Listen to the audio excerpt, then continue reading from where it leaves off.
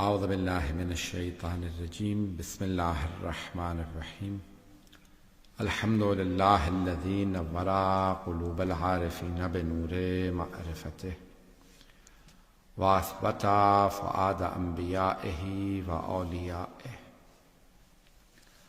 بقصص الانبیاء والمرسلین وأكمل إيمان المسلمين والمؤمنين بولاية علي أمير المؤمنين عليه السلام.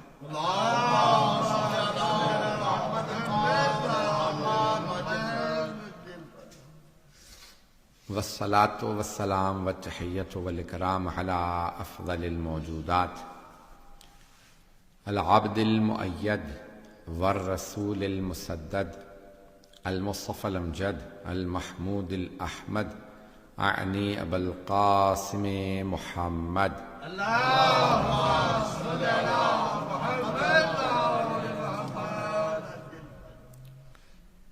وعلى روحه ونفسه وصهره ووسيه سيد الأتقياء والأصفياء مولى الموالي إمام المتقين علي بن أبي طالب اللهم صل على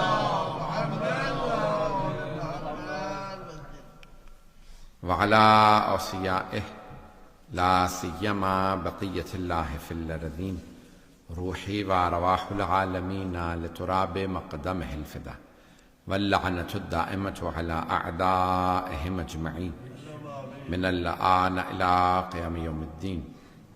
أما بعد فقد قال الله الحكيم في كتابه الكريم بسم الله الرحمن الرحيم قد أفلح المؤمنون الذين هم في صلاتهم خاشعون الذين هم عن اللغو معرضون والذين هم للزكاة فاعلون.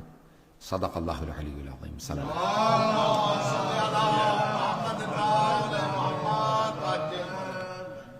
جناب امیر المؤمنین علی بن ابی طالب علیہ السلام کی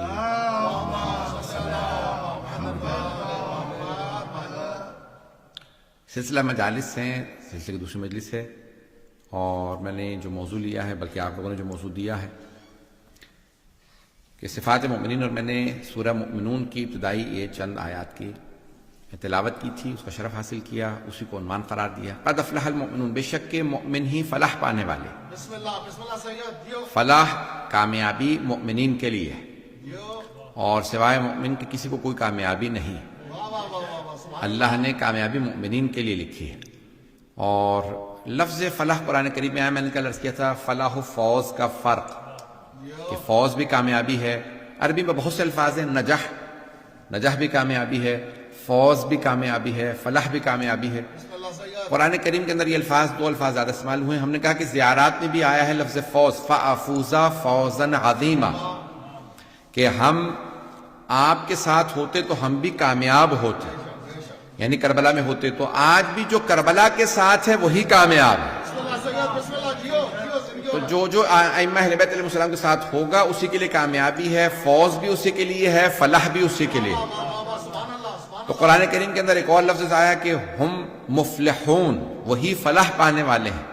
تو مفلحون بھی مؤمنین ہی کے لیے آیا ہے. جگہ جگہ قرآن اٹھا کے دیکھیں گے تو یہ الفاظ استعمال ہوئے ہیں، اور ائمہ سے پوچھنا پڑے گا کہ کامیابی کن کے لیے ہے.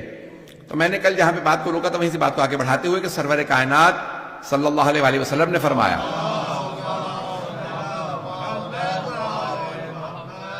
آپ نے بڑے واضح الفاظ میں فرما دیا کہ علی و شیعتہ ہم الفائزون، بے شک علی اور ان کے شیعہ ہی کامیاب.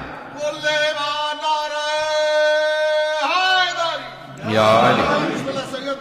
اور جناب سرور کائنات، میں نے جہاں بات کو روکا تھا میں نے پھر اس کی توضیح تھوڑی سی کر دی تھی، اس کے بعد میں نے کہا تھا میں یہاں سے بات کو جاری رکھوں گا کہ پیغمبر اسلام نے جب فرمایا تو صحابہ کے مجمع میں فرمایا، اور صحابہ کے مجمع میں سرور کائنات نے فرمایا کہ علی و شیعتہ ہم الفائزون، بے شک کہ علی اور ان کے شیعہ ہی کامیاب ہیں.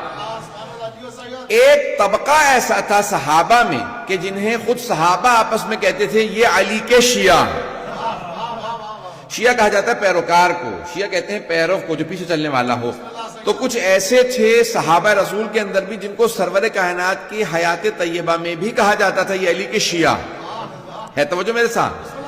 تو کچھ ایسے صحابہ جن کو مولا امیر کی زندگی میں یعنی پیغمبر اسلام کے سامنے، یہ ایسی بات ہے کہ شیعہ بعد میں بنے ہیں، کہ بہت سے کہتے ہیں جتنے فرقے بنے ہیں پیغمبر کے بعد بنے ہیں، توجہ ہو میرے ساتھ، تو بہت سے لوگ کہتے ہیں پیغمبر اسلام کے بعد فرقے بنے ہیں، نہیں، کچھ ایسا گروہ تھا جو سرور کائنات کے سامنے بھی شیعہ کہلاتا تھا، انہیں دوسرے صحابہ کہتے تھے یہ شیعہ ہیں، اور سرور کائنات نے انہی کو دیکھنے کے بعد فرمایا تھا علی وشیعتہ ہم الفائزون، بے شک علی اور ان کے شیعہ ہی کامیاب ہیں۔ آئے میں چند لوگوں کے نام لے دیتا ہوں جو مشہور تھے علی کے شیعہ ہونے میں۔ ان میں پہلا نام ہے حضرت سلمان کا۔ حضرت سلمان فارسی کی جہاں جاتے تھے تو ان کو لوگ کہتے تھے بھئی یہ علی کے شیعوں میں سے ہیں۔ دوسرے تھے حضرت ابو ذر، تیسرے تھے حضرت مقداد، چوتھے تھے حضرت عمار۔ یہ وہ چند افراد تھے کہ جہاں جاتے تھے، بہرحال ان کے علاوہ بہت سے لوگ ہیں، حضرت حذیفہ یمانی اور بہت سے لوگ ہیں کہ جو جہاں مولا کائنات جاتے تھے یہ پیچھے پیچھے رہا کرتے تھے، اس لیے لوگ کہتے تھے یہ علی کے شیعہ ہیں۔ ایک بات واضح ہو گئی، جو پیچھے چلنے والا ہوتا ہے اسے شیعہ کہا جاتا ہے۔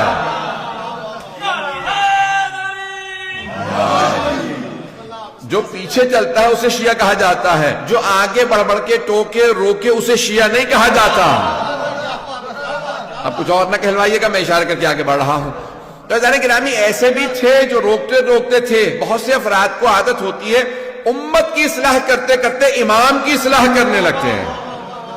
عزیزان گرامی ہر انسان کو اپنی اوقات معلوم ہونی چاہیے، میری اوقات کیا ہے، میری حیثیت کیا ہے۔ تو امام معصوم علیہ السلام کی کوئی اصلاح نہیں کر سکتا۔ عزیزان گرامی وہ امت کی اصلاح کے لیے، توجہ تو ہے میرے ساتھ۔ میں نے آپ سے کل بھی کہا تھا کہ میں پورا جو ہے زور دے رہا ہوتا ہوں آپ حضرات کو روزے کے پروانے کا، تو آج بھی میں کئی گھنٹے بول کے آیا ہوں ابھی بھی، اور ابھی بھی مطالب پیش کروں گا۔ تو عزیزان گرامی اب سرور کائنات صلی اللہ علیہ وسلم نے اشارہ کر کے کہا کہ یہ اور ان کے شیعہ، تو جناب امیر کی طرف اشارہ کیا، علی اور ان کے شیعہ، کامیابی علی کے شیعوں کے لیے ہے۔ تو مولا کائنات نے بھی اپنی ولادت میں بھی گواہی دی ہے کہ میں سورہ مومنون کی تلاوت کی، اور اپنی شہادت پہ بھی کہا فزت ورب الکعبہ، بے شک کہ میں نے جہاں پہ بات کو رکا تھا اپنے انشاءاللہ پورے بہت سے چہرے نئے نظر آ رہے ہیں انشاءاللہ تعالیٰ، جو جنہوں نے نہیں سنی تو بعد میں سن لیجیے گا، یہ میں مطالب کو پیش کروں گا۔ مومن کامیاب ہے، کسی بھی دور میں مومن کامیاب ہے۔ مومن وہ ہے جو اہل بیت کی ولایت کا ماننے والا۔ تو اب یہ مجھ سے کہا گیا تھا صفات مومنین، پہلی صفت یہ ہے کہ وہ اہل بیت کا ماننے والا ہو۔ اب سرور کائنات نے فرمایا یا علی، اور یہ کتاب ہے بحر المعارف، اس کی جلد نمبر ظاہراً 3 میں ہے یہ، تو بحر المعارف کی جلد نمبر 3 سے پیش کر رہا ہوں کہ یا علی مسئلہ فی امتی کا مسئلہ ہے سورۃ توحید یا سورۃ الاخلاص، یا علی آپ کی مثال میری امت میں سورہ اخلاص جیسی ہے۔ سورہ اخلاص تو سب کو معلوم ہے، بسم اللہ الرحمن الرحیم، قل هو اللہ احد اللہ الصمد لم یلد ولم یولد ولم یکن لہ کفوا احد، یہ سورہ اخلاص کہلاتا۔ حدیث میں ہے کہ یا علی آپ کی مثال میری امت میں سورہ اخلاص جیسی ہے۔ سورہ اخلاص کو جو ایک مرتبہ پڑھتا ہے اسے 1/3 قرآن ختم کرنے کا ثواب ملتا ہے، جو 2 دفعہ تلاوت کرتا ہے اسے 2/3 قرآن ختم کرنے کا ثواب ملتا ہے، جو 3 مرتبہ سورہ اخلاص کی تلاوت کرے اسے ختم قرآن کا ثواب ملتا ہے۔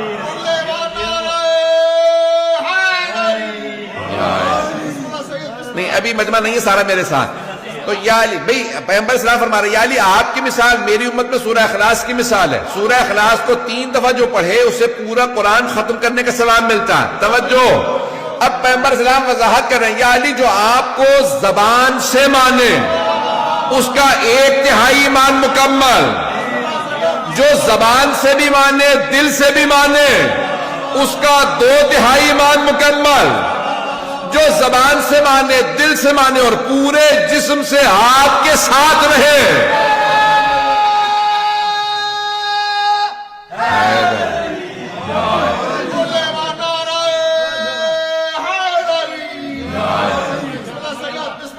وہی مستکمل الایمان ہے، اسی کا ایمان مکمل ہے۔ تو عزیزان گرامی مومن وہ ہے کہ جو صرف زبان سے نہ مانے، دل سے بھی مانے اور پورے بدن سے مولا کے پیچھے چلتا رہے، پوری طرح سے مولا کی پیروی کرے۔ تو مومن وہ ہے کہ جو ہر طرح سے اپنے آپ کو تسلیم سمجھے مولا کائنات کے سامنے۔ تو پہلی شرط ہے مومن کے لیے ایمان، اور صرف اللہ پہ نہیں، اس کے رسول پہ صرف ایمان کافی نہیں، قرآن پہ کافی نہیں، بلکہ ولایت علی پہ ایمان۔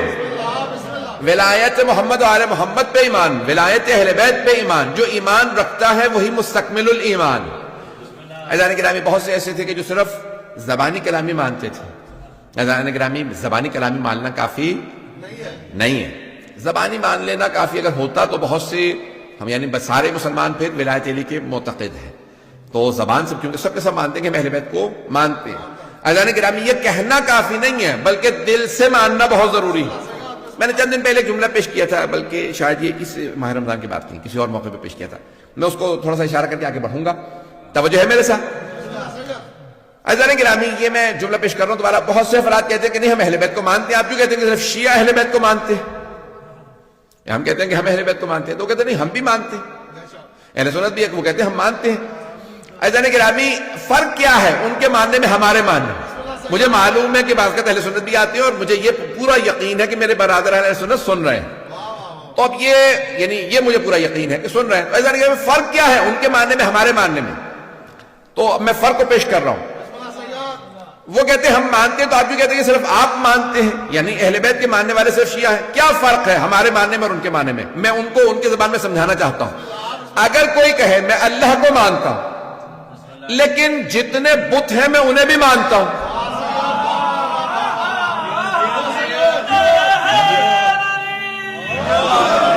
میں سوچ رہا تھا مجھے وضاحت کرنی ہوگی، میں سوچ رہا تھا مجھے وضاحت کرنی پڑے گی.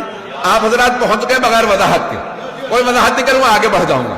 عزیزان گرامی بہت سے کہتے ہیں کہ میں اللہ کو مانتا ہوں لیکن جتنے بت ہیں انہیں بھی مانتا ہوں. کیا ایسے کی توحید قبول ہے؟ ایسے کی توحید قبول نہیں ہے کیونکہ وہ خدا کے ساتھ اس کے جو شریک ہیں انہیں بھی مانتا ہے. توحید اس کی قبول ہے جو خدا ہی کو مانتا ہو.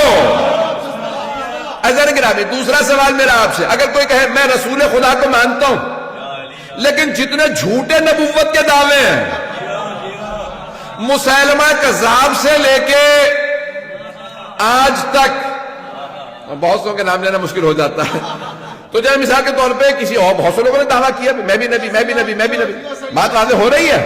کوئی آدمی کہ میں رسول خدا کو مانتا ہوں لیکن جتنے جھوٹے نبوت کے دعوے تھے انہیں بھی مانتا ہوں. کیا ایسے کی نبوت کا عقیدہ قبول ہے؟ نہیں قبول. کیوں؟ کیونکہ رسول خدا خاتم النبیین ہے. اگر بات واضح ہو رہی ہو. اب اگر کوئی کہے میں اہل بیت کو مانتا ہوں، میں علی کو مانتا ہوں، حسن کو مانتا ہوں، حسین کو مانتا ہوں لیکن ان کے دشمنوں کو بھی مانتا ہوں، کیا ایسے کی امامت و ولایت کا عقیدہ قبول ہے؟ جب تک کہ دشمنوں سے بیزاری کا اعلان نہ کرو تب تک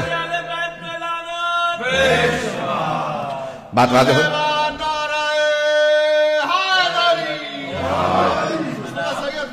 عزیزان گرامی کامیاب وہ ہے کہ جو اہل بیت کو جب مان لے تو پھر دشمنوں کو نہ مانے. مشہور روایت ہے کہ کسی نے کہا مولا میں نے آپ کے چھٹے امام علیہ السلام سے کہا مولا میں نے آپ کے جد امیر المومنین کی شان میں 5 یا 6,000 بیت کہے، اشعار کہے ہیں تو 2 بیت سے مل کے ایک شعر بنتا ہے. تو کہا میں نے 5 یا 6,000، میرے سب ذہن میں 5,000 یا 6,000 ہے، روایت میں ایک ہے دونوں نہیں ہے.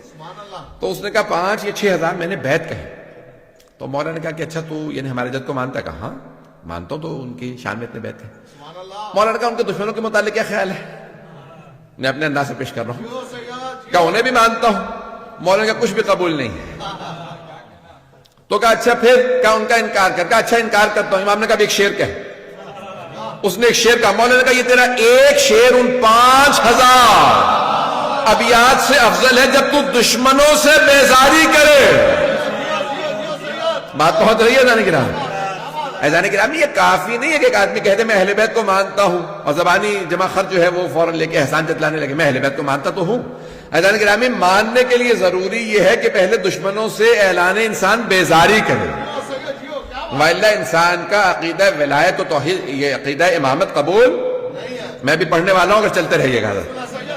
مجھے اندازہ ہے کہ آج نوحہ خان بھی کافی موجود ہے تو اس لیے جو ہے میں انشاءاللہ وقت پہ تمام کروں گا. کل بھی میں انشاءاللہ میں نے وقت پہ تمام کیا تھا تو چلتے رہیے گا میرے ساتھ. عزیزان گرامی آج بھی اگر کوئی عقیدہ امامت رکھتا ہو ولایت رکھتا ہو جب تک کہ دشمنوں سے اعلان بیزاری نہ کرے تب تک اس کا عقیدہ قبول نہیں. دوسری بات عقیدے کے اندر یہ انسان کے لیے بہت ضروری ہوتا ہے کہ انسان جس پہ اعتقاد رکھتا ہو یہ میرا امام ہے، یہ میرا مولا ہے، انسان اس سے کبھی بھی کوئی سمجھوتا نہیں کرتا، جو کہہ دیا وہ تسلیم ہے۔ امام جو ہے یعنی انسان یہ نہیں کہتا کہ یہ مانوں گا یہ نہیں مانوں گا، سمجھو ہو، یہ مانوں گا یہ نہیں مانوں گا۔ انسان کسی بھی چیز پہ کمپرومائز نہیں کرتا، سمجھوتا نہیں کرتا، جو کچھ امام نے کہہ دیا وہ قبول ہے، رد و قد نہ کرے، جو امام نے کہہ دیا اس کے سامنے تسلیم ہو۔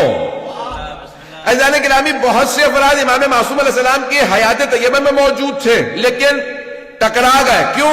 کیونکہ جہاں پہ انہوں نے کمپرومائز کیا، امام علیہ السلام نے کہا یہاں کمپرومائز نہیں ہے، ایک جملہ کہوں گا مجھے نہیں معلوم کتنے لوگ میرا ساتھ دیں گے، اور میں بالکل بھی سمجھوتا نہیں کرتا ہوں، جانتے ہیں امامت کے معاملے کے اندر جتنے مرضی معاملات میرے خلاف بنتے چلے جائیں۔ عزیزان گرامی، امامت کا عقیدہ ایسا عقیدہ ہے کہ جس کے اندر انسان میں بالکل بھی کسی بھی طرح کا انسان نیوٹرل نہیں رہ سکتا، بے طرف نہیں رہ سکتا، یہ نہیں کہہ سکتا کہ میں امام کے ساتھ بھی ہوں اور کسی اور کے ساتھ بھی ہوں، یا امام کے ساتھ ہو یا نہیں ہو۔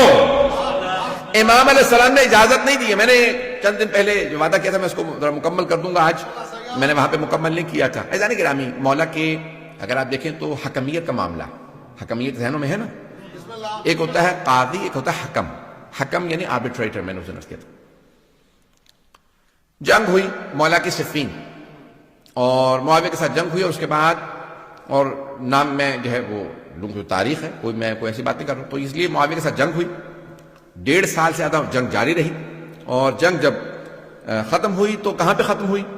حکمیت کے معاملے، کہ جہاں جناب مالک اشتر بلایا گیا ان کو، اور پھر آپ کی ہی جو فوج سے لوگ بغاوت کر گئے، جن کو خوارج کہا جاتا ہے، خوارج، انہوں نے کہا کہ ہم جو ہے وہ یہ جنگ نہیں کرتے، کیونکہ سامنے انہوں نے قرآن اٹھا لی ہیں نیزوں پہ۔ آج بھی بہت سے افراد صرف قرآن قرآن قرآن دکھا رہے ہیں اور کہتے ہیں کہ میں اہل بیت کو نہیں مانتے۔ عزیزان گرامی، جہاں پہ بھی کوئی بغیر اہل بیت کے قرآن کو مانے گا وہ قرآن سے بھی گمراہ ہو جائے گا، کیونکہ رسول خدا فرما گئے یہ دونوں ایک دوسرے سے کبھی جدا نہیں ہوں گے، قرآن اور اہل بیت کبھی جدا نہیں ہے۔ عزیزان گرامی، انہوں نے کیا کہ آج ہمارے ہاں تشیع میں بھی میں نے دیکھا کہ بہت سے افراد یہ القاب چلا رہے ہیں کہ وہ جو ہے کہتے ہیں کہ نہیں ہم اہل القرآن ہیں، حدیث کو بھی نہیں مانتے، کسی چیز کو نہیں مانتے، صرف اور صرف قرآن۔ یاد رکھیے گا، جو صرف قرآن کی بات کرے گا وہ لازماً گمراہ ہو جائے گا، اور میں نے ایسے بہت سو کو دیکھا کہ جو اہل بیت کے راستے کو چھوڑ گئے صرف اور صرف اس لیے کیونکہ وہ کہہ رہے تھے کہ نہیں ہمیں قرآن کافی ہے۔ چاہے آپ وہ شیعہ ہوں سنی ہوں، جب آپ کہیں گے قرآن کافی ہے تو پھر آپ لازماً گمراہ ہوں گے۔ مارا کیونکہ ٹی وی پہ جا رہی ہے، میں اس لیے بات تھوڑا سا کھول کے پیش کروں گا، چلیے گا میرے ساتھ، بہت معذرت کے ساتھ میں بات بہت زیادہ کھول رہا ہوں۔ عزیزان گرامی، اب یہ جناب امیر علیہ السلام کے سامنے ہوا معاملہ، انہوں نے قرآن اٹھایا، مولا نے کہا بھئی یہ قرآن لے لو، یہ جو دکھا رہے ہیں اس کا واسطہ دے رہے ہیں، جنگ جاری رکھو۔ کہا نہیں مولا وہ قرآن کا واسطہ دے رہا ہے۔ مولا نے کہا اگر وہ قرآن کو مانتا ہوتا تو میرے مقابلے میں کیوں آتا؟ اور مولا نے یہ جملہ فرمایا، کہا ھذا قرآن صامت وانا القرآن الناطق، یہ خاموش قرآن ہے، میں بولتا ہوا قرآن ہوں۔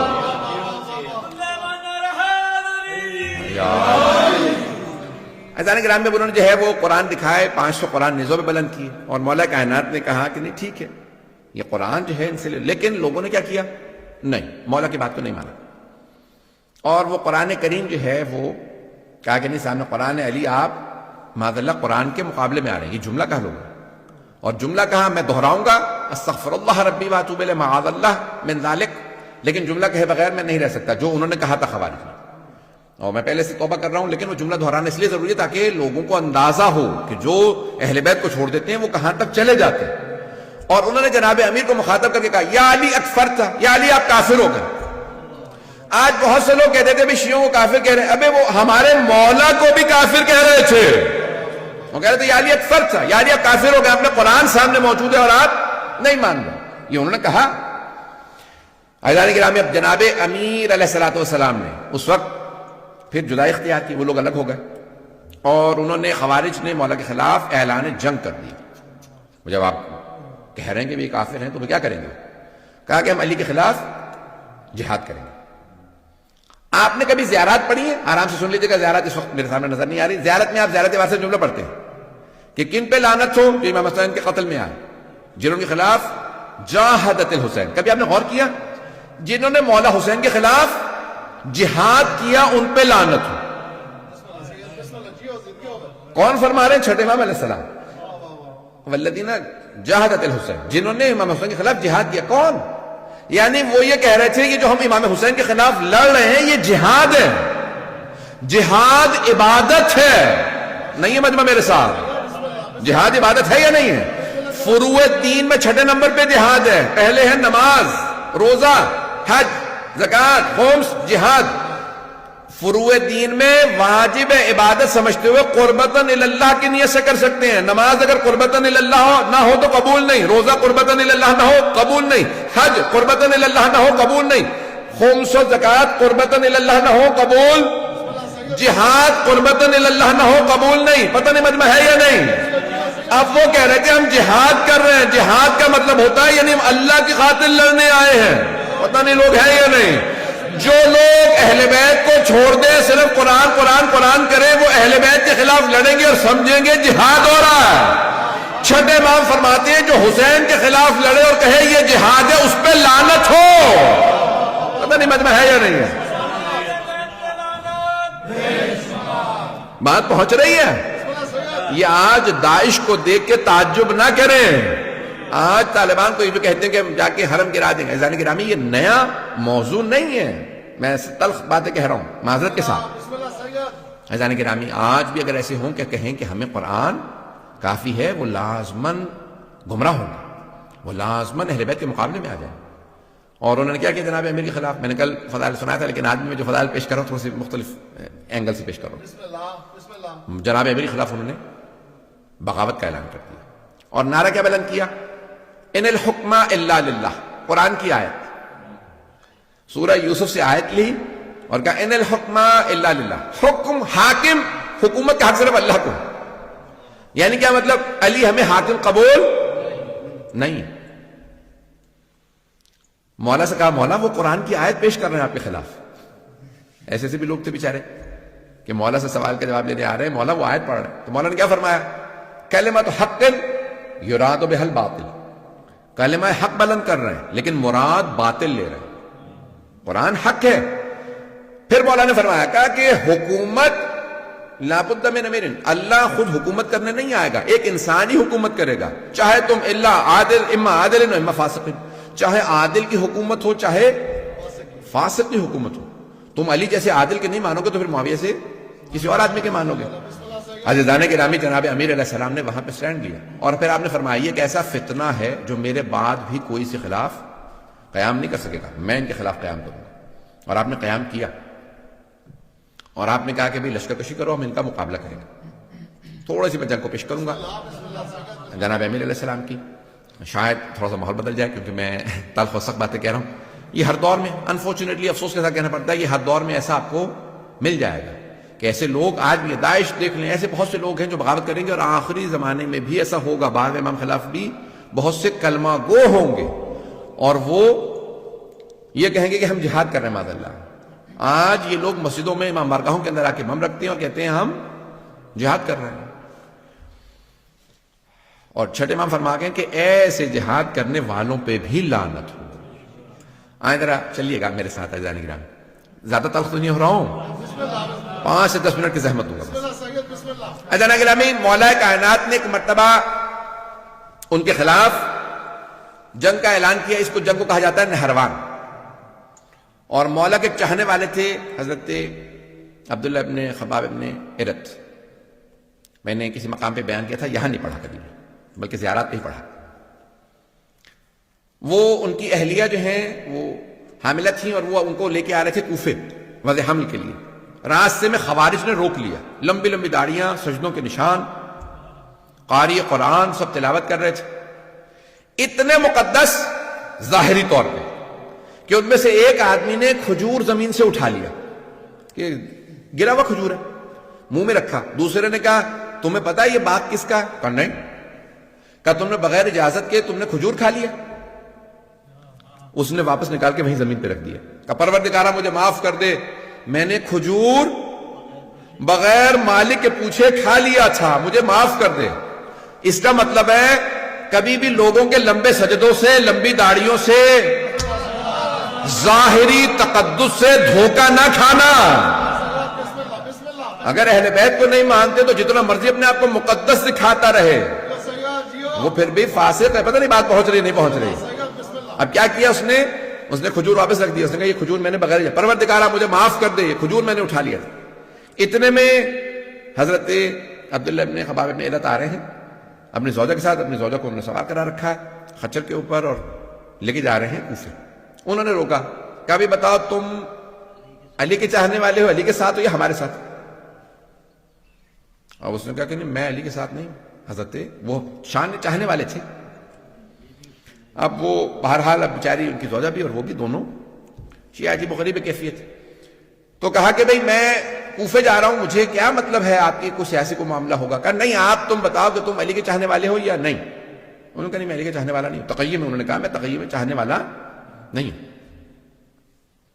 انہوں نے کہا اچھا اگر تم علی کو نہیں چاہتے تو پھر معاذ اللہ استغفر اللہ تعالی علی پہ لعنت کرو۔ اس نے کہا مانتا نہیں ہوں لیکن لعنت نہیں کروں گا۔ میں لعنت نہیں کروں گا۔ کہا کیوں؟ اگر نہیں مانتے تو پھر کہا نہیں وہ داماد پیغمبر تو ہے۔ اب وہ بہرحال سمجھ گئے، انہوں نے کہا نہیں یہ شیعہ یہ چھپا رہا ہے۔ انہوں نے کہا کہ نہیں تم لعنت کر، نہیں بیوی سے کہو نہیں۔ انہوں نے کہا ٹھیک ہے ان کو قتل کر دو۔ انہوں نے ان کا سر کاٹا اور زمین پہ رکھا۔ پھر ان کی اہلیہ سے کہا، انہوں نے کہا نہیں میں بھی ماننے والی نہیں۔ انہوں نے ان کو مارا، پھر ان کا شکم چاک کیا اور بچے کو نکالا، بچے کا گلا کاٹا اور ان کے باپ کے ساتھ رکھا۔ کہا کیوں؟ کہا کہ یہ شیعہ ہیں۔ عزیزان گرامی یہ آپ یہ آج نہ سوچیں، بہت سے ہمارے اپنے شیعہ کہنے لگ گئے تھے شاید کربلا میں اور ائمہ علیہ السلام پہ اتنے مظالم نہ ہوئے ہوں، اتنے مصائب نہ ہوئے ہوں۔ جب آج لوگوں نے داعش کو دیکھا تو پھر مانا ہاں اتنے مظالم ہوئے ہوں۔ پتہ نہیں بات پہنچ رہی یا نہیں پہنچ رہی۔ عزیزان گرامی انہوں نے اتنا مولا علی علیہ السلام نے ان کا ذکر کیا۔ پھر حضرت کمیل کی جہاں پہ قبر ہے آج، وہاں پہ ان کو دفنایا گیا لا کے۔ عزیزان گرامی یہ تھا وہ طبقہ جو مولا کے خلاف کہہ رہا تھا ہم جہاد کرنے جا رہے ہیں کیونکہ معاذ اللہ استغفر اللہ رب العالمین، جسے رسول خدا فرما کے جا رہے ہیں یہ کل ایمان ہے، وہ کہہ رہے ہیں یہ کافر ہوگا معاذ اللہ۔ یہ بتانا کیوں ضروری ہے؟ تاکہ آپ لوگ اویئر رہیں کہ تاریخ اتنی تلخ ہے اور آپ کو پتا ہو کہ ہم اگر کسی پہ تبرہ کر رہے ہیں یا ہمارے بہت سے برادر ہیں سن رہے ہیں تو وہ پوچھتے ہیں کہ نہیں کیوں آج اب گزر گیا معاملہ، تلک امت قد خلت۔ ایک صاحب نے مجھے آیت بھی سنائی، انہوں نے کہا میں حافظ قرآن ہوں مولانا، میں آپ کو بہت زیادہ شوق سے سنتا ہوں، تو انہوں نے مجھے آیت سنائی بیچارے نے، بڑی محبت میں سنائی، میں بھی سن رہے ہوں گے، ابھی بھی سن رہے ہوں گے، میں یعنی مجھے ان سے کوئی دشمنی نہیں ہے۔ تو ان کا آیت ہے تلک امت قد خلت لہا ما کسبت ولکم ما کسبتم، وہ ایک امت تھی وہ خلق کی گئی، ان کا حساب ان کے ساتھ، آپ کا حساب آپ کے ساتھ، ان کو بھلا دیں۔ ایسے معاملات کو بھلایا نہیں جا سکتا۔ جو اہل بیت پہ سمجھوتا کر لے، کمپرومائز کر لے، یقین مانیے اس کا ایمان ضائع ہو گیا۔ عزیزان گرامی ہم کمپرومائز نہیں کر سکتے اہل بیت کے دشمنوں پہ، نہ اہل بیت علیہ السلام، ہمارا کوئی کمپرومائز نہیں۔ میں انشاءاللہ فضائل کے پیش کروں گا لیکن آج سن لیجیے چند جملے ہوں۔ اب کیا ہوا، لشکر آ گیا نہروان کے مقام پہ، بہت بڑا لشکر، 10,000 سے اوپر کا لشکر۔ مولا نے کہا کہ ان کے 10 افراد بھی نہیں بچیں گے اور میرے 10 افراد بھی شہید نہیں ہوں گے۔ اور حضرت جندب مولا کے چاہنے والوں میں ہیں، عاشقوں میں سے، تو مولا فجر کے بعد ہیں باہر نکلے اپنے خیمے سے، تو مولا نے کہا جندب کہاں؟ کہا مولا آپ کے دشمن بہت زیادہ ہیں۔ کہا نہیں جندب رک جاؤ، مجھے تمہاری حفاظت کی ضرورت نہیں ہے، میں ہوتا تو میں حضرت جندب کی خدمت میں عرض کرتا یہ مولائے کائنات ہے، یہ مشکل کشا ہے۔ اب بہرحال عزیزان گرامی مولا کچھ فاصلے سے واپس آئے، اس کے بعد کہا کہ جندب کیا دیکھ رہے ہو؟ کہا مولا زمین پہ دیکھ رہا ہوں چونٹیوں کی اتنی تعداد ہے کہ کون ان کی تعداد کو جانتا ہوگا، یہ سوچ رہا تھا کہ مولا ان کی تعداد کو کون جانتا ہوگا اتنی۔ کہا جندب تمہارے مولانا صرف یہ کہ ان کی تعداد کو جانتے ہیں، میں یہ بھی بتا سکتا ہوں ان میں نر کتنے ہیں مادہ کتنی ہے۔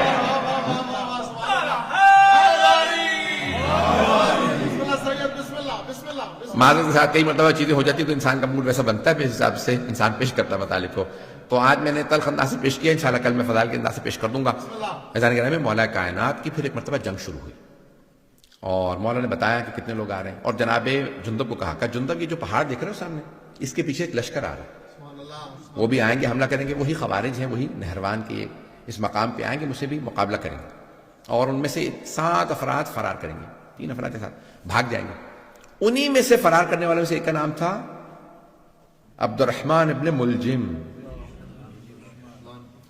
جس کو یعنی ہمارے ہاں کہا جاتا ہے کہ جس قدر یعنی سب سے شقی القلب کہا ہے رسول خدا نے اس آدمی کے لیے، کہ کربلا میں بھی آنے والوں سے زیادہ پتھر دل انسان یہ ہے، شمر سے زیادہ ملعون ابن ملجم، اور کہا جاتا ہے کہ اس کا نام لے کر کے جتنی ہو سکے لعنت کرنا اس کا بے انتہا ثواب۔ تو عبد الرحمن ابن ملجم، میں اس کی بھی تھوڑا سا تاریخ پڑھنا چاہ رہا تھا لیکن اب شاید آج پیش نہ کروں۔ مجھے اندازہ ہے کہ بہت سی باتیں میں نے تل کہیں اور میں کہوں گا آئندہ بھی 3 مجالس کے اندر۔ عزیزان گرامی، مولا نے پھر جنگ کی، اور مولا جو ہیں وہ عام طور سے زمین پہ کھڑے ہو کے جنگ کرتے تھے، جو آئے مقابلہ کرے، جو مارا جائے مارا جائے، جو بھاگ جائے بھاگ جائے۔ واحد جنگ ہے جہاں پہ مولا نے فرمایا، کہا اس میدان سے کسی کو بھاگنے نہ دینا۔ یہ صفین کے لیے اور نہروان کے لیے لوگوں نے کہا کہ مولا نے صرف ان کے لیے کہا اس میدان سے جو بھاگے اسے بھاگنے نہ دینا، اس کے پیچھے اس کے مقابلہ کرنے کے لیے جانا اور اس کو وہاں مار دینا۔ کہا مولا کیوں؟ جمل میں آپ نے کہا جو بھاگتا ہے بھاگ جائے، لیکن یہاں پہ آپ فرما رہے ہیں کہ جو بھاگتا ہے اسے بھاگنے بھی نہ دو۔ کہا جمل میں لوگ ماں کا نام سن کے دھوکہ کھا کے آ گئے تھے، پتہ نہیں لوگ ہیں یا نہیں، سوچ رہے تھے شاید ماں صحیح ہو، اس لیے دھوکہ کھا کے آئے تھے، انہیں نہیں پتا علی حق ہے، پتہ نہیں مجمع ہے یا نہیں۔ کہ اس لیے میں نے وہاں پہ کہا تھا جو بھاگے بھاگنے دو، دھوکہ کھا کے آئے، وہاں مسلمان تھے دھوکہ کھا کے آ گئے تھے، یہاں یہ منافق ہے، کافر ہے، اسلام کا لبادہ ہو رکھا، کہ کوئی بھاگے اسے بھاگنے نہ دینا۔ مولا نے ایک مرتبہ ذوالفقار کھینچی، اللہ اکبر کی صدا دی، گھوڑے کو ایڑ لگائی، مولا صفوں سے اپنے گھوڑے کو دوڑاتے رہتے تھے، جہاں سے گزرتے تھے سر ہی سر نظر آتے تھے۔ کسی نے سوال کیا یا علی تلوار چل نہیں رہی، سر پہ سر گر رہے ہیں؟ میں اپنے انداز سے جواب دے رہا ہوں، مولا کہیں گے میں ذوالفقار کو روک رہا ہوں، روک نہیں رہی ہے۔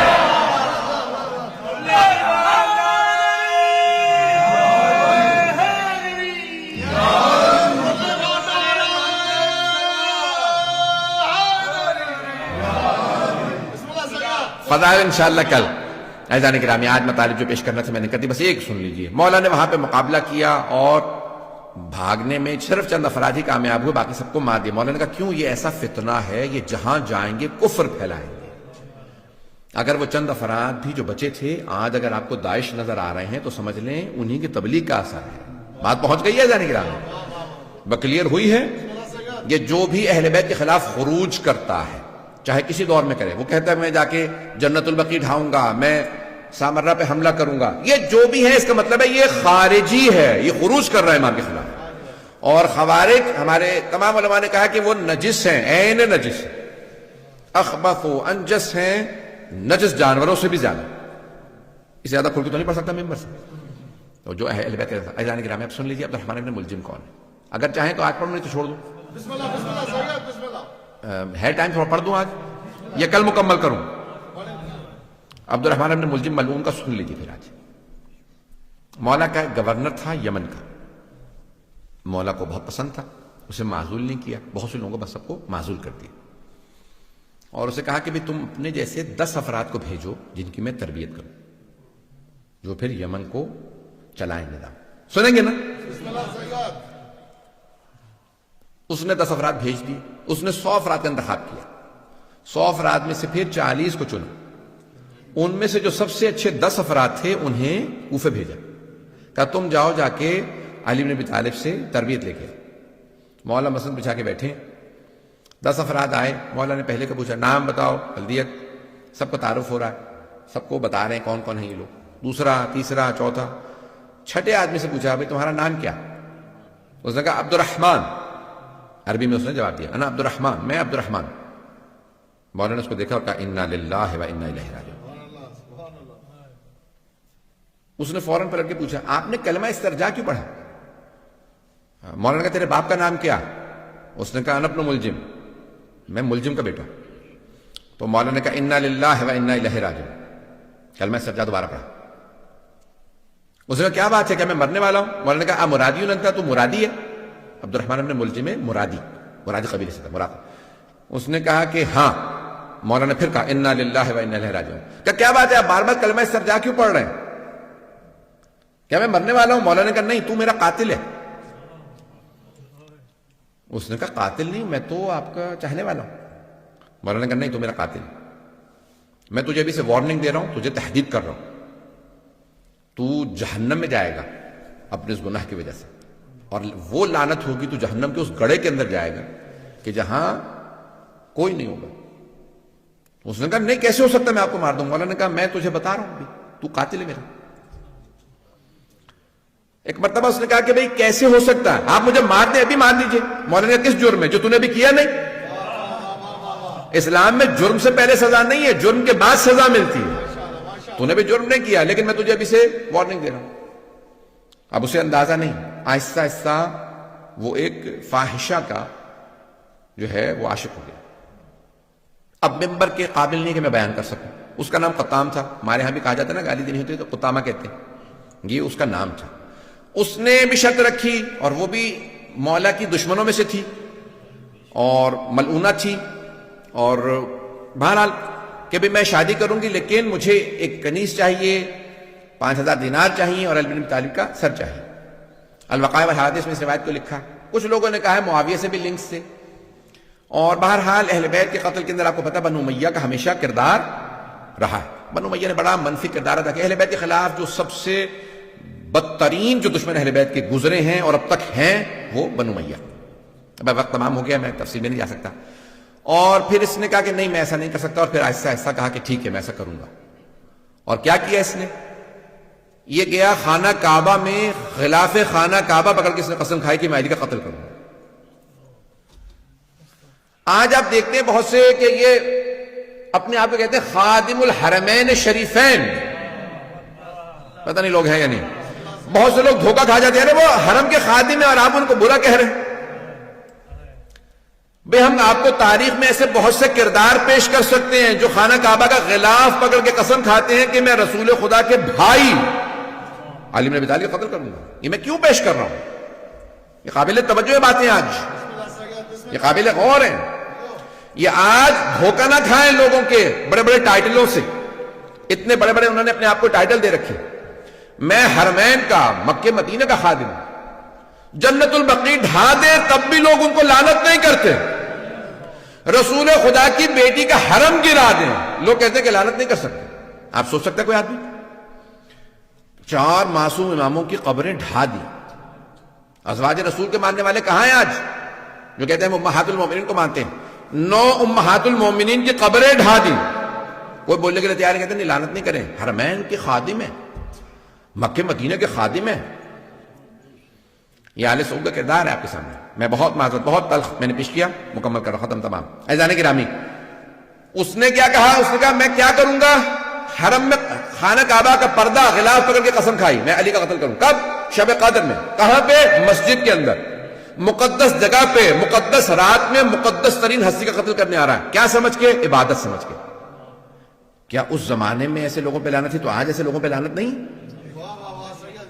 پتہ نہیں میں نے پیش کیا یا نہیں پیش کیا۔ یہ آج امام بارگاہوں میں، مساجد میں وہ کہتے ہیں میں عبادت کر رہا ہوں، میں شیعوں کو مارنے جا رہا ہوں، میں سامرہ کا حرم گرا رہا ہوں، میں عبادت کر رہا ہوں۔ عزیزان گرامی، اسی لیے ہم کہتے ہیں کھولو آنکھیں، دماغ کھولو، کان کھولو۔ ایسے اگر لوگوں کو تم تاریخ میں، آج ایسے لوگ ہیں، اور پاکستان میں کب کہا؟ جب خود کے حملے شروع ہوئے پاکستان میں، کہا نہیں یہ ملعون ہے۔ عزیزان گرامی، اگر پاکستان میں حملہ ہو تو ملعون ہے، دوسرے ملکوں کے اندر حملہ ہو تو ملعون نہیں ہے، عراق میں حملہ ہو تو ملعون نہیں ہے، شام میں جناب زینب کے حرم پہ حملہ کرے تو ملعون نہیں ہے ایسے لوگ، اور اگر تاریخ میں علی پہ حملہ کرے تو ایسے آدمی ملعون نہیں ہے۔ میں یہ سخت ترین جملے کہیں، میں بہت معذرت، لیکن میں کہنے پہ مجبور ہوں، آج یہ پڑھنے پہ مجبور ہوں، ایسے حالات ہیں۔ اگر میں نہیں کھولوں گا تو کوئی اور نہیں بولے گا۔ عزیزان گرامی، یہ تاریخ کے وہ کردار ہیں کہ جن پہ تاریخ میں بھی لعنت تھی، آج بھی لعنت ہے۔ اللہ ان لوگوں پہ لعنت بھیجتا ہے، اس کا رسول ان پہ لعنت بھیجتا ہے، ملائکہ لعنت بھیجتے ہیں، قیامت تک کے لیے ایسے لوگوں پہ لعنت ہے۔ اور جو ان پہ لعنت نہیں بھیجتے، ان کا کیا حال ہونا چاہیے؟ ان پہ لعنت نہیں ہونی چاہیے؟ اگر تو وہ نہیں سمجھتے تو معاف ہے، اور اگر سمجھتے ہیں اور لعنت نہیں بھیجتے تو ان پہ بھی لعنت ہے۔ آپ کہیں گے آج مولانا بہت غصے میں میں یقین مانیے کہ جتنا پیش کر رہا ہوں بڑی ذمہ داری سے پڑھ رہا ہوں۔ جو اہل بیت علیہ السلام کے مقابلے میں آئے وہ کسی بھی زمانے میں ہو، کوئی بھی ہو، تو اس پہ عزیزان گرامی صبح و شام لعنت ہے، اور اللہ نے ایسے لوگوں پہ لعنت بھیجی۔ اور اگر میں جملہ پیش کر رہا ہوں وَمَن يَقْتُلْ مُؤْمِنًا مُتَعَمِّدًا فَجَزَاؤُهُ جَهَنَّمُ خَالِدِينَ فِيهَا وَلَعَنَهُ اللَّهُ وَغَضِبَ اللَّهُ عَلَيْهِ وَلَعَنَهُ وَأَعَدَّ لَهُ عَذَابًا عَظِيمًا۔ یہ اللہ نے قرآن میں آیت کی نازل، سورہ نساء آیت نمبر 93 فورتھ سورہ۔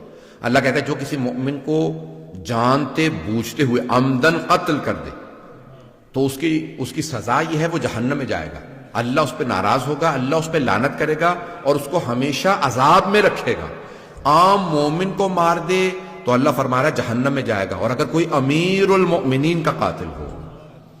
آج مسلمان کہتے ہیں نہیں سوچنا پڑے گا، لعنت کر سکتے نہیں، قرآن کی آیت کو تو نہ انکار کرو۔ میں نے تمام کر دیا، مختصر سے مصائب سن لیجیے، میں نے کہاں پہ روکا تھا، آئیں ذرا میرے ساتھ چلیے گا۔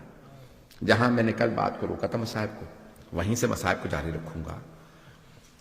امیر المؤمنین، اگر کبھی لوگوں نے جناب سیدہ کے در پہ آگ نہ لگائی ہوتی تو پھر کربلا کے خیمے کوئی جلانے نہ آتا۔ یہ کربلا کے خیمے کس نے جلائے ہیں؟ انہی لوگوں نے کہ جو مانتے تھے سیدہ کے در کو جلایا جا سکتا ہے۔ اور اگر جناب امیر کی گردن پہ کوئی ضربت نہ چلاتا، سر پہ ضربت نہ لگی ہوتی، آج صبح آپ نے دیکھی ہوں گی نا کوفے کی مسجد سے اذانیں نشر کی جا رہی تھی۔ آج تو بڑی روشنی ہے، سب لوگوں نے کہا لائٹیں بجھا دو، یہ چراغ بجھا دو، علی کی بیٹیوں کو پرسہ دینا ہے۔ دنیا کا اصول ہے، بیٹے بیٹیوں کے گھر جاتے ہیں، کہتے ہیں ارے آپ کے بابا دنیا سے چلے گئے، آئیں ذرا جناب امیر کے بیٹے بیٹیوں کو پرسہ دیں۔ ہاتھ باندھ کے کہیے گا بیبیو ہم آپ کو پرسہ دینے آئے ہیں، کیونکہ ہم اس لائق نہیں کہ پرسہ دے سکیں، لیکن آج ہمیں پرسہ دینا ہے، کوئی رونے میں بخل نہ کرے۔ میں آپ کو بس 5 منٹ کی زحمت دوں گا، کسی کوئی آنکھ ایسی نہ ہو۔ آج مولا کائنات گھر سے چلے ہیں، ایک مرتبہ مولا کائنات میں آج پیش کرنا چاہتا ہوں، میں نے کل پیش کیا تھا، مولا کو بیٹیوں سے بڑی محبت تھی، بیٹیوں کو مولا نے بلا لیا۔ جب بیٹیاں آ گئی نا، ہر روز جیسے آپ جانتے ہیں نا پانی زندگی کے لیے بہت ضروری ہوتا ہے، جناب زینب ام کلثوم کے لیے اپنے بابا کو دیکھنا ایسا تھا جیسے آب حیات ہوتا ہے۔ بیویاں اپنے بابا کو دیکھتی ہیں، ہمارے بابا آ گئے ہیں، بابا آپ یہاں پہ بیٹھ جائیے، بابا میں آپ کے لیے کھانا لگا دیتی ہوں، بابا میں نے آپ کے لیے اپنے ہاتھوں سے روٹی بنائی تھی۔ اور مولا بھی اپنی بیٹیوں سے بڑی محبت کرتے تھے۔ بس بھئی کل رات تھی 19ویں کی عجیب و غریب رات تھی، ایک مرتبہ مولا کائنات کو ایک بیٹی نے کہا، ہر رات ایک بیٹا بیٹی دعوت کرتا، پہلے دن مولا حسن نے کہا بابا آج میرے ساتھ افطار کر لیجئے، دوسرے دن مولا حسین نے کہا بابا جان میرے پاس افطار کر لیجئے۔ ہر روز کوئی نہ کوئی بیٹا یا بیٹی کہہ دیتا۔ آج ایک دن جناب ام کلثوم نے کہا بابا جان اگر میرے پاس افطار کر لیجئے۔ ہاں بیٹی میں آپ کے پاس افطار کروں گا۔ اب اگر بیٹی کوئی ایسی ہونا کہ جناب ام کلثوم جیسی، بابا جان میں آپ کے لیے خود اپنے ہاتھ سے روٹی بناؤں گی۔ روٹی کا اہتمام کیا، بی بی نے ساتھ میں دودھ یا دہی رکھ دیا، سرکہ رکھا، جیسے کھانا رکھا کہا بیٹی آپ جانتی ہیں نا آپ کے بابا کبھی 3 چیزوں سے افطار نہیں کرتے، میں 2 سے زیادہ کھانے استعمال نہیں کرتا۔ ایک مرتبہ جناب ام کلثوم نے سرکہ ہٹانا چاہا، کہا نہیں بیٹی یہ دہی ہے، یہ جو دودھ ہے یہ ہٹا لیجئے، میں خشک روٹی سرکے کے اندر رکھ کے کھا لوں گا۔ ایک مرتبہ جناب امیر نے پہلا لقمہ لیا، دوسرا لقمہ کیا، کہا بیٹی بس بہت ہے۔ کہا بابا جان کیا بات ہے آپ کھانا افطار کیوں نہیں کر رہے؟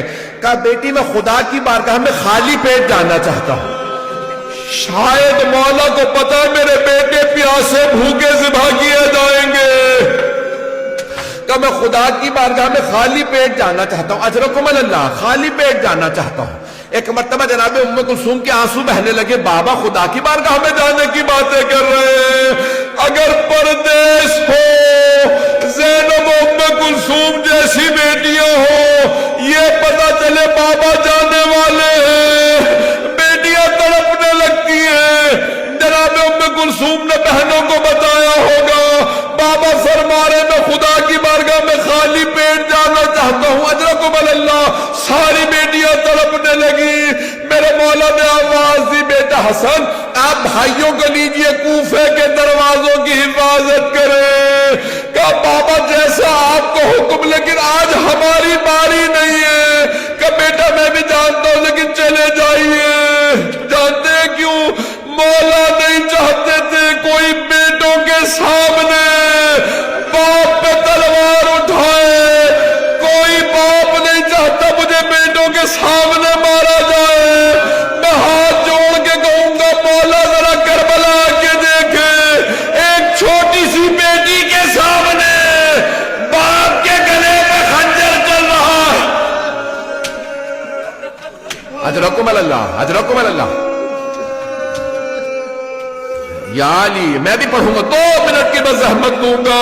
ایک مرتبہ مولا علی نے ایک مرتبہ کہا میرے سارے بیٹے کوفے کے دروازوں کی حفاظت کے لیے چلے جائیں. آخری جملے سن لیجیے. مولا نے بیٹیوں سے کہا بیٹیوں الوداع.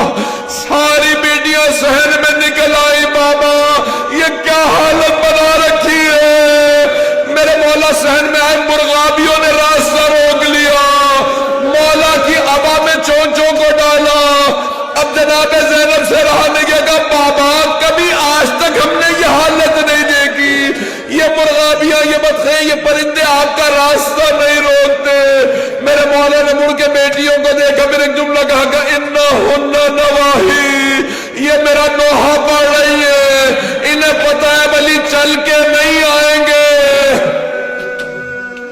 پرندوں کو پہلے پتہ چل جاتا ہے. ایک مرتبہ میرے مولا نے خدا حافظ کیا. پھر ایک جملہ کہا زینب میرے بیٹوں سے کہنا انہیں اگر وقت پہ دانا پانی نہ دے سکے آزاد کر دے. میں ہاتھ جوڑ کے کہوں گا مولا آپ سے جانوروں پرندوں کا بھوکا پیاسا رہنا برداشت نہیں. انہیں بھوکا نہ رکھنا. مولا جب کربلا میں آپ کی پوتیوں نے رو کے کہا ہوگا دادا ہم پیاسے ہیں.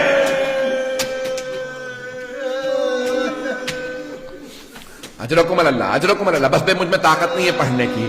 بس بھئی 1 سے 2 منٹ کی زحمت دوں گا.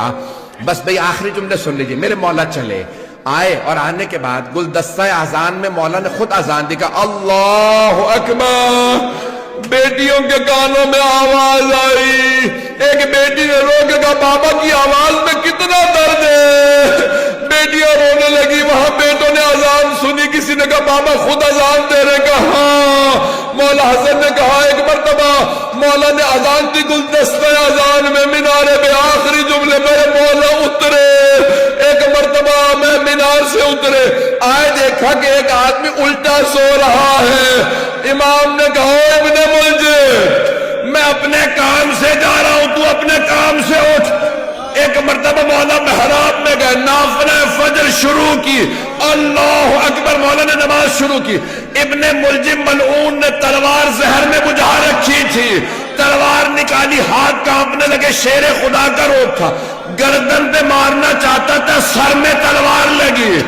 میرے مولا کا سر شگافتہ ہوا. ایک مرتبہ بیٹھے. کہا بسم اللہ و باللہ وعلی ملت رسول اللہ فزتو برب الکعبہ. بیٹیاں تڑپنے لگی. بیٹے رونے لگے. کہا سب چلو مسجد میں بابا کو ضربت لگی ہے. جانتے ہیں کیسے پتہ چلا؟ جناب جبرائیل چلے مرثیہ پڑھنے لگے. تحدمت واللہ ارکان الہدی قتل ابن ام المصطفیٰ قتل علی المرتضی قتلہ اشقل اشقیہ. ہائے آج اللہ کے دین کے سارے ارکان تباہ ہو گئے. ارے محمد مصطفیٰ کا بھائی مارا گیا. علی مرتضی مارے گئے. اشقل اشقیہ نے انہیں مار دیا. بس میں زیارت برآمد ہونے والی ہے. آخری جملہ سن لیجئے. میں آگے نہیں پڑھوں گا کل جاری رکھوں گا. میرے مولا نے ایک مرتبہ بیٹوں کو دیکھا. خدا کی قسم علی کی آنکھوں میں کوئی آنسو نہیں تھا. میرے مولا دلیر تھے. کوئی نہیں روئے. بیٹوں کو روتا دیکھا. کہا میرے شیروں رونا بند کر دو. ایسے مصائب آتے رہتے. کہا بیٹا حسن آپ نماز مکمل کیجئے. لیکن ایک مرتبہ بیٹوں نے اٹھایا گھر لے چلے. میرے مولا نے کہا حسن مجھے زمین پہ کھڑا کر دو. میں زینب کے سامنے بیٹوں کے ہاتھوں پہ نہیں جانا چاہتا. میری بیٹیاں نہ سوچے بابا کو تکلیف ہے. اب تک مولا نہیں روئے، لیکن جیسے ہی دروازہ کھلا سامنے دیکھا مولا کی بیٹیاں ماتم کر رہی ہیں. ہائے بابا، ہائے بابا، میرے مولا رونے لگے. ہائے میری بیٹیاں، پردیس میں کبھی کوئی ایسے بھی روتا ہے؟ یا علی،